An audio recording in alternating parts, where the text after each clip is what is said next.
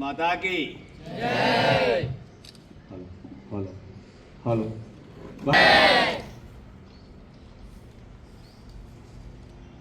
સંગઠન અને સેવાના 100 વર્ષ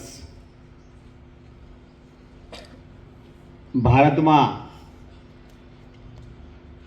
સંગઠન એ શબ્દથી એકતાનું એક પહેલું જ પ્રતીક આપણી સામે આવે છે. આપણે આપણા જીવનમાં પહેલા સંગઠિત એ શબ્દને સમજીએ તો 100% આપણને સત્ય સમજાય. પહેલા તો ભાઈ ભાઈની વાત કરીએ કે આજના આ સમયમાં આપણે જો 5 થી 10 ભાઈઓનું કુટુંબ હોય અને એ સંગઠિત રહે ને તો બીજા 10 એની સામે આવતા વિચાર કરે. સંગઠન શું છે એ જે આપણા સેવાનું કામ આપણા રાષ્ટ્રના સેવક તરીકે જે કરી રહ્યા છે એ આપણા વડીલ એ આપણને સાચી દિશા બતાવે છે. એમ કે સંગઠિત રહેશું તો 100% તમારી સામે આવતા પહેલા 100 વ્યક્તિ વિચાર કરશે. એમ એટલે સંગઠનની તાકાત સમજીએ અને સાચા રાષ્ટ્રના આપણે સેવક બનીએ. આજનો મારો વિષય મને જે બે વિષય વિશે 10 મિનિટ બોલવાનો મોકો મળ્યો છે એમાં વાત કરું તો પહેલો શબ્દ છે કે આ રાષ્ટ્ર માટે આપણે શું કરીશું. એમ રાષ્ટ્રની સેવા કરવી, પણ રાષ્ટ્રના પ્રાથમિક ગુણને આપણે યાદ નહીં કરીએ તો પહેલી વાત મારી જે છે કે આપણે રાષ્ટ્રની વસ્તુનો ઉપયોગ કરીએ. તો પહેલાના સમયમાં આપણે રાષ્ટ્રમાં જ્યારે પણ હું આપણા બગોદરા ગામના જ આપણા ગોરભા પપ્પુભાઈ જેમનું સ્વાગત કરું છું.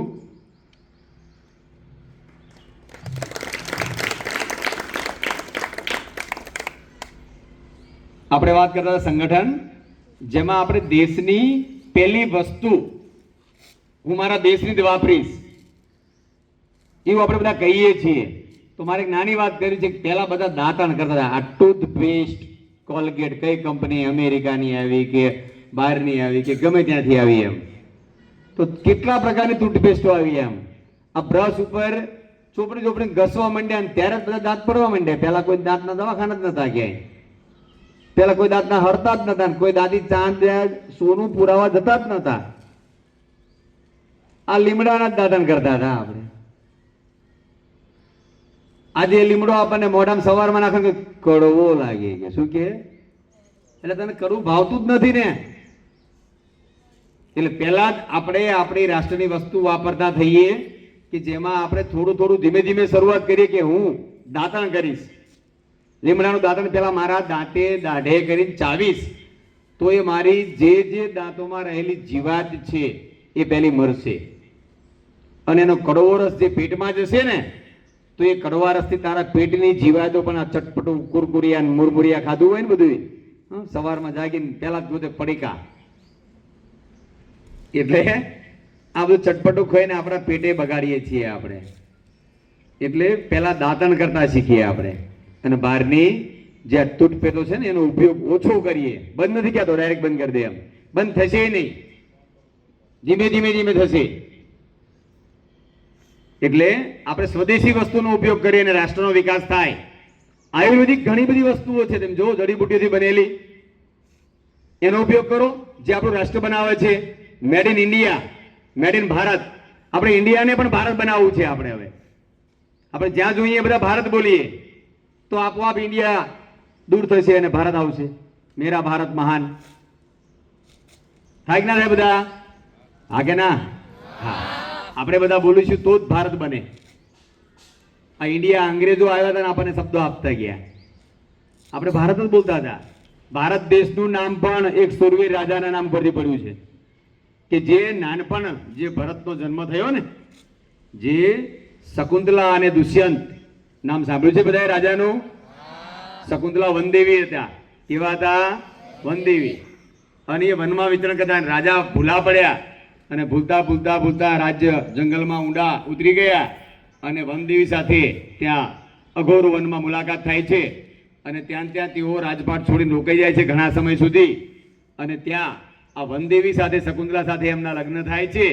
અને ત્યારબાદ ઘણો સમય વીતતા ત્યાં એક કુંવરનો જન્મ થાય છે, જેનું નામ રાખવામાં આવે છે ભરત. શું રાખવામાં આવે છે? સમય જતા એવું કહેવાય છે કે રાજાને પોતાના સૈનિકો ગોતતા આવે છે અને રાજા પાછા જતા રહે છે, અને શકુંતલા અને ભરત જંગલમાં બંને એકલા રહે છે. પણ કહેવાય છે કે રાજા જ હોય એમ.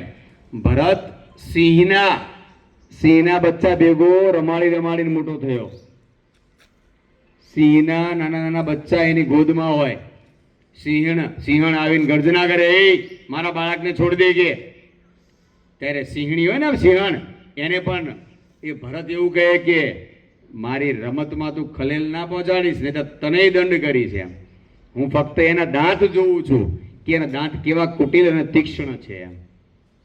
આવા રાજકુમારો હોય. અને પછી કહેવાય છે કે થોડો સમય વીતતા શકુંતલાને એ વરદાન રૂપે ઋષિ ઉપર કહે છે કે તારા દીકરાને લઈને તું રાજા પાસે જા અને તારી વીંટી બતાવજે, એને બધું સત્ય યાદ આવી જશે એમ. અને શકુંતલા પોતાના કુંવરને લઈને રાજ્યમાં જાય છે અને એ ભરતની બધી વાત કરે છે, અને અંગૂઠી બતાવતા એ રાજાને સમગ્ર પોતાની વાતો એ જંગલના સમયની યાદ આવે છે. અને એ આખા રાજ્યનો રાજકુમાર એ ભરતને બનાવે છે, અને ભરત પોતાની રાજગાદી સંભાળતાની સાથે આખા ચક્રવર્તી રાજ્ય આ ભારત ભૂમિ પર સ્થાપિત કરે છે. અને ચક્રવર્તી રાજ્ય સ્થાપિત કરતાની સાથે એવું કહેવાય છે કે આ રાષ્ટ્રનું નામ પણ લગભગ સાહેબ તો મારી કરતા આ બાબતમાં ખૂબ જ હોશિયાર છે. અને એ ચક્રવર્તી રાજ્યના સ્થાપિત એ ભરત રાજા, એના નામથી આપણા દેશને ભારત રાષ્ટ્રનું નિર્માણ નામ આપવામાં આવ્યું. તો આ બધા કેટલા બધા આવા સુંદર રાજાના ઇતિહાસો છુપાયેલા છે એમ. હવે મારે બીજી એક નાની એમથી વાત કરી અને મારે વાણીને વિરામ આપીશ. વાત હવે બીજી એવી કરી છે કે આપણી બધાની વાત કરતો હોય રાષ્ટ્ર વિશે. આપણે એક થોડું નક્કી કરીએ કે આ સંગઠન શું કરવા માંગે છે એમ. તો હિન્દુ રાષ્ટ્ર સંગઠન શું બનાવવા માંગે છે? આપણું હિન્દુ રાષ્ટ્ર, કે મારું ભારત હિન્દુત્વને સ્થાપિત કરનારું છે. તો હિન્દુનું ક્યાંય અપમાન ન થાય એ તો હિન્દુસ્તાનમાં જળવાવું જ જોઈએ. તો હિન્દુ રાષ્ટ્રનું નિર્માણ કરવા માટે આપણે બધા જય શ્રી રામ. આ જય શ્રી રામ આજે આપણે જે બોલીએ છીએ એ જ અયોધ્યાની નાની એવી વાત કરું સાહેબ. હું 5 દિવસ પહેલા અયોધ્યામાં હતો. એ અયોધ્યાનું મંદિર આજે જે એટલું વિશાળ બનાવ્યું છે, ખૂબ જ વિશાળ, કે જ્યાં જતા આપણને ઓહો કેવું ભવ્ય મંદિર છે અયોધ્યાનું એમ. અને રામલલ્લા એક જ ત્યાં બિરાજમાન છે. એ જ ત્યાંના પંડિતે અમને વાત કરી કે આજ રામલલ્લાના દર્શન કરવા માટે ખાલી ફક્ત નાની એવી ઝૂંપડી જેવું આપણને મંદિર બનાવવા દીધેલું. આપણા પૂજારીને પૂજા કરવા જવું હોય તો મુસ્લિમને પૂછીને જવું પડે કે અમે હવે આરતી કરવા ત્યાં 10 લોકો જઈએ છીએ એમ. તો એમ કે ભાઈ બે ના ગ્રુપમાં જાઓ, એક સાથે ઓળીને ના જાઓ એવું કહેતા. અને આજે રામલલ્લાનો દરબાર તમે જાઓ કેવો વિશાળ પ્રાંગણમાં શોભે છે એમ. આખા રાષ્ટ્રને ત્યાં દર્શન કરવા માટે આવવાની ઈચ્છા થાય એવું સુંદર મજાનું રામનું મંદિર બનેલું છે એમ. તો જીવનમાં મોકો મળે તો એકવાર તો અયોધ્યા જજો જ અને રામના દર્શન કરજો. એ એવી શાંતિ મળે છે કે આપણને બે ઘડી મંદિર સામે જોયા જ કરવી એવું સુંદર મજાનું મંદિર બન્યું છે. અને આ મુસ્લિમ દરગાહ હતી ને એની ફરતી 50 ફૂટની દિવાલ મારી દીધી આપણે. એટલે કહું છું કે જ્યાં આવા મંદિરો આપણા હતા એ મુગલો આવ્યા અને આપણા મંદિરો ઉપર જ એમની દરગાહોનું નિર્માણ કરેલું છે એમ. એવા ઘણા સત્યો છાપામાં ન્યૂઝમાં વાંચતા જશો તમે એમ. અંદરનું શું સત્ય છે ક્યારે આપણે ઓળખવાનો પ્રયત્ન નથી કર્યો. એટલે કહું છું કે આપણા હિન્દુ જ્યાં મંદિરો છે એને બચાવો. હિન્દુ મંદિરોના નિર્માણથી જ આપણે આપણા ધર્મને જીવિત રાખીશું. કોઈ એમ કહેતા હોય કે ભાઈ મંદિરોમાં આમ ના કરાય તેમ ના કરાય, તું તારા ઘરનું કર ને ભાઈ. તું આપણા ભોળાનો શ્રાવણ મહિનો આવે ને ત્યારે મુસ્લિમ લોકો શું કરે છે કે ભાઈ શંકર ભગવાનને દૂધ ના ચડાવાય. એ દૂધ ગરીબને પણ તું તારા ઘરમાં પાને, અમે અમારા ભગવાનને ચડાવીશું, અમે ક્યાં ઉપયોગ કરો અમને ખબર જ છે.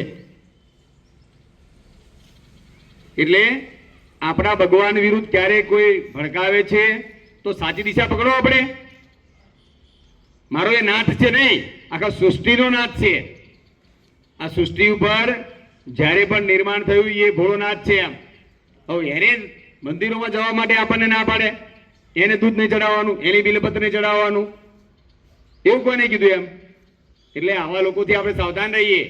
આપણું હિન્દુ રાષ્ટ્ર છે, આપણે આપણા મંદિરોને બચાવીએ, આપણા સંગઠનને બચાવીએ, આપણી એકતાને બચાવીએ અને આપણા રાષ્ટ્રને બચાવીએ તો કોઈ માયનો લાલ નથી કે આપણને ક્યાંય આંગળે ઊંચી કરી શકે.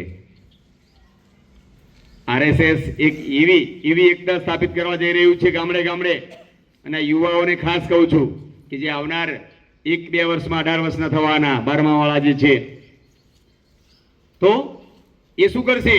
તો આવું એક રાષ્ટ્રનું બાળક જ્યારે પોતાનો સમય આ રાષ્ટ્ર માટે આપશે, આ હિન્દુત્વ માટે આપશે, તો હું નથી માનતું કે કોઈ આપણા રાષ્ટ્રને જુદું કરી શકે, આપણા રાષ્ટ્રને કોઈ તોડી શકે, આપણી સંગઠન શક્તિને કોઈ પણ લલકારી શકે એમ. એટલે બધા આપણા રાષ્ટ્રના વિકાસમાં જોડાઈએ. રાષ્ટ્રની સંગઠન અને સેવાના 100 વર્ષ પૂરા થયા છે. એના માનમાં આપણે સૌ ગામડે ગામડે હિન્દુ સંમેલન કરી રહ્યા છે. આપણા રાષ્ટ્રના સ્વયંસેવકો, એમની સાથે હું પણ મારા ગર્વથી જાહેરમાં કહું છું કે હું એક નાનો સેવક બની રાષ્ટ્રની સેવા માટે જ્યાં બોલાવશે મને દોડતો જવા માટે આથી તૈયાર થઉં છું. એક નાની એમથી છેલ્લી વાત કરી મારી વાણી વિરામ આપીશ. હું હમણાં જ જઈને આવ્યો અયોધ્યા, વારાણસી, કાશી અને મહાકાલ. આ યાત્રા ગાડીથી જ કરી મેં. પણ દરેક જગ્યાએ સાહેબ હું જ્યાં રોકાણો ને ત્યાં પહેલા હું ઠાકોરજી, માતાજી કે ભોળાનાથનો ફોટો હોય ને હોટલમાં, અહીંયા જ રોકાણો, અહીંયા જ ખાધું. આ ખાસ નોંધ કરજો મારી વાતને.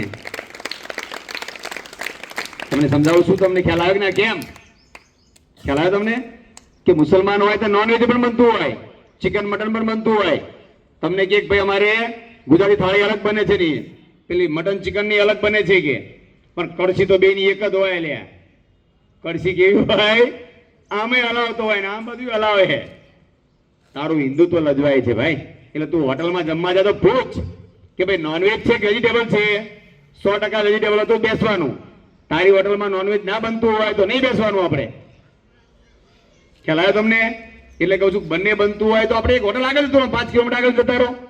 જ્યાં હિન્દુત્વની હોટલો છે, જે મંદિરમાં તમે હોટલ પર જાઓ ને, જ્યાં શેઠિયો બેઠો હોય એ ઠાકોરજીનો ફોટો હોય. ઠાકોરજી બધા આવી ગયા પણ એમાં બ્રહ્મા, વિષ્ણુ, મહેશ બધું આવી ગયું. માતાજી એટલે બધા માતાજી આવ્યા. માતાજી નામ લેતું ખૂટે આપણે હિન્દુના. એટલા માતાજી બધા સાહેબ ઢગલો માતાજી.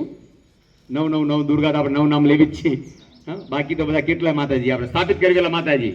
દેવ માનો તો બધાય, ના માનો તો બધા પથરા. હિન્દીમાં પંક્તિ છે, માનીએ તો સભી દેવ વના સારે પથ્થર. પંક્તિ પણ સરસ મજાની છે. પણ સાહેબ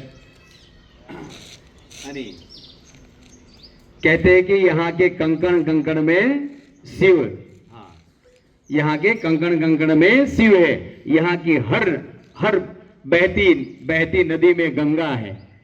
એટલે આપણી ભારતની એક કાંકરામાં ભગવાન છુપાયેલા છે અને દરેક નદીઓમાં ગંગાજીની પવિત્રતા છે.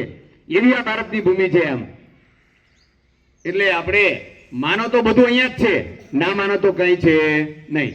એટલે આપણે બધા સુંદર મજાના અહીંયા ભેગા થયા. આપ સૌ બધા અહીંયા આવ્યા. આપ સૌનો ખૂબ જ આભાર માનું છું. આપણે બધા ભેગા મળી અને રાષ્ટ્રની એકતા માટે જોડાઈ જઈએ. જ્યાં આપણે રાષ્ટ્રને કોઈ પણ ખંડિત કરતું હોય, આપણા હિન્દુ ધર્મને ક્યાંય ખંડિત કરતું હોય, એવાને બેસાડવા માટે અમારા જેવા જે સ્વયંસેવકો, તમે પણ હું તો એમ કહું છું કે બાહોશ, નિડર અને એવા બલવંતી સેવકો બનો કે આપણા ધર્મને કોઈ લલકારી શકે નહીં. આ હિન્દુસ્તાન આપણું છે, આપણું રહેશે અને આને કોઈ એક આંચ પણ આપી નહીં શકે. એના માટે આપણે તૈયારી રાખવી જોઈએ. બોલો ભારત માતા કી.